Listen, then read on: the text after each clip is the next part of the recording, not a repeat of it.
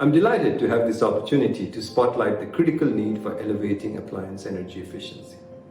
Appliances such as an air conditioner, refrigerator, or a fan that many of us use within our daily lives without much of a second thought are at the nexus of climate change mitigation, adaptation, and resilience. Increasing the energy efficiency of just 10 appliances would avoid 9.2 gigatons of CO2 in 2050, reduce exposure to climate risks, improve the quality of life and health outcomes for over 100 million people. These 10 appliances are our net zero heroes. And this is why, in our recent report on these net zero heroes, Clasp is calling on all actors to align around the globe of increasing appliance energy efficiency to ensure that the efforts are funded, implemented, and scaled at a rate that is absolutely necessary. Thank you.